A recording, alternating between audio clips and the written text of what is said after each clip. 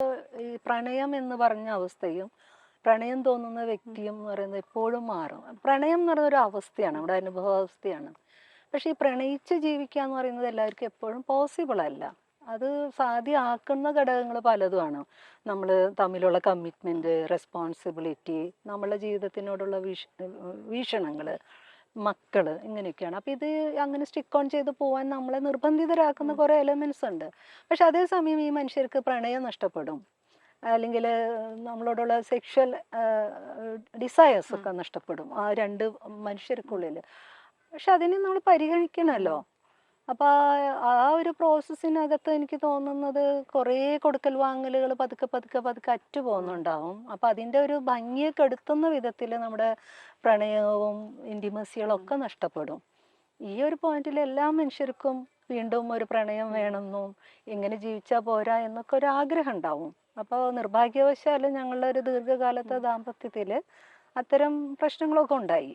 അങ്ങനെ അങ്ങനെ ഒരു dryness, emotional give and takes ഇല്ലായ്മ വന്നു. അപ്പൊ നമ്മളെ ഉള്ളിൽ പക്ഷെ ചില കമ്മ്യൂണിക്കേഷൻസ് ഉണ്ടായിരുന്നു തുടക്കത്തില്.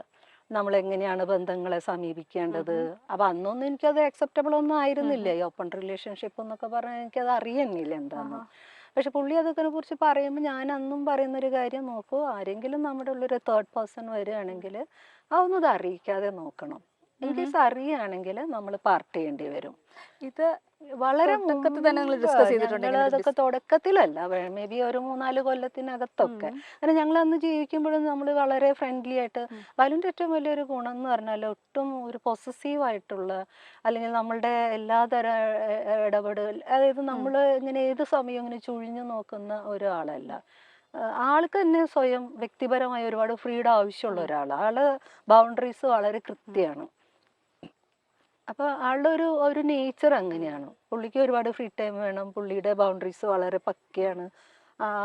പുള്ളി ഐസൊലേറ്റഡ് ആയി, അതായത് ആൾക്ക് ആളുടെ കുറെ എൻഗേജ്മെന്റ്സ് ഉണ്ടാവും. അപ്പൊ ഓൺ സ്പേസിന് ഭയങ്കര റെസ്പെക്ട് ചെയ്യുന്ന ഒരാളാണ്. അപ്പൊ അതിലേക്കൊക്കെ ആള് വേറെ ഒരാളെ ഏത് വിധത്തിൽ ഇടപെടാനൊന്നും അനുവദിക്കില്ല. നമ്മൾ ആ സ്പേസ് അങ്ങനെ തന്നെ മനസ്സിലാക്കി ജീവിക്കുന്നവരാ.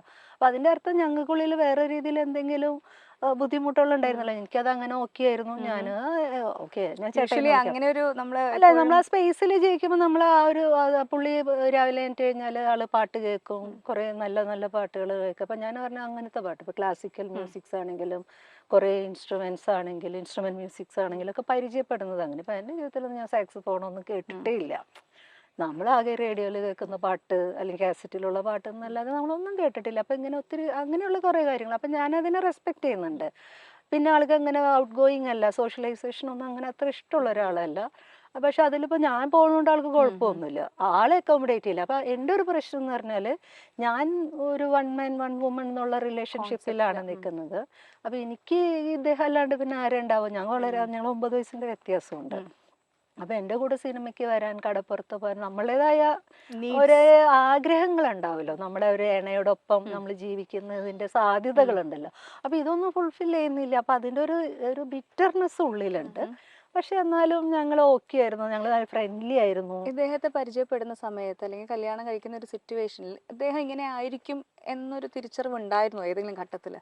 ഇല്ല, കാരണം ഞങ്ങൾ ഒത്തിരി നാളൊന്നും പ്രേമിച്ച് നടക്കുന്ന ആളുകളായിരുന്നു. ഞങ്ങൾ അങ്ങോട്ടും ഇങ്ങോട്ടും പറയുന്നു. പിന്നെ പുള്ളി പുറത്തു പോകാനുള്ള തീരുമാനം എടുക്കുമ്പോൾ ഞാൻ പറഞ്ഞു, എനിക്ക് അത്രയും 4 വർഷമൊക്കെ കേട്ടേ വരുള്ളൂ, മോസ്കോയിൽ പഠിക്കാൻ പോകണമെന്നാന്ന് പറഞ്ഞു. ഞാൻ എനിക്കൊന്നും പിടിച്ചു നിൽക്കാൻ പറ്റില്ല. കാരണം എൻ്റെ വീട്ടിൽ 18-20 വയസ്സിനകത്ത് പെൺപിള്ളേരെ കെട്ടിച്ചു കൊടുക്കും. അപ്പം ഞാൻ വളരെ സ്ട്രഗിൾ ചെയ്തിട്ട് ഞാൻ പഠിക്കുന്നത്. ഞാൻ പറഞ്ഞു, അങ്ങനെയാണെങ്കിൽ വീട്ടിൽ വന്ന് സംസാരിക്കണം എന്ന് പറയുന്നു. വീട്ടിൽ വന്നൊക്കെ ആൾ സംസാരിക്കുമ്പോൾ സ്വാഭാവികമായിട്ടും അവർ ഓക്കെ അല്ല. പക്ഷെ എൻ്റെ ചേട്ടനാണെങ്കിൽ അപ്പച്ചനോടും അമ്മയോടൊക്കെ പറഞ്ഞു, ഇവളുടെ കാര്യത്തിൽ നമ്മൾ അങ്ങനെ ഒരു ആലോചന ഒക്കെ കൊണ്ടുവന്ന് കെട്ടിക്കേണ്ട കാര്യമൊന്നും ആലോചിക്കേണ്ടെന്ന് പറഞ്ഞു.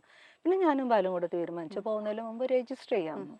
അതിന് രജിസ്റ്റർ ചെയ്തിട്ടാണ് പോകുന്നത്. അപ്പം ഞങ്ങൾ ശരിക്കും പറഞ്ഞാൽ ഞങ്ങൾ പ്രീ ഡിഗ്രിക്ക് പരിചയപ്പെടുമ്പോഴത് പ്രണയത്തിലേക്കൊന്നും വളർന്നില്ല. എൻ്റെ മനസ്സിൽ ഇത് വലിയൊരു ചേട്ടനല്ലേ, എനിക്ക് പ്രേമുണ്ട്, പക്ഷെ ഈ ചേട്ടൻ എന്നോട് പ്രേമുണ്ടോന്ന് എനിക്ക് അറിഞ്ഞുകൂടാ. ആരാധന ആണ്, ഭയങ്കര ഇഷ്ടമാണ്. അയ്യോ, ഇങ്ങനത്തെ ഒരു ചേട്ടനായിരുന്നെങ്കിൽ. പക്ഷെ ഞാൻ പ്രേമം അങ്ങോട്ട് പറയുന്ന ഒരു ആളും അല്ല. എനിക്ക് അതൊക്കെ എക്സ്പ്രഷൻ പറയണം തീർച്ചയായിട്ടും. സെലക്ട് ചെയ്തെങ്കിലും അങ്ങനെ അപ്പൊ നമുക്ക് അങ്ങനെയൊക്കെ ഉണ്ടല്ലോ.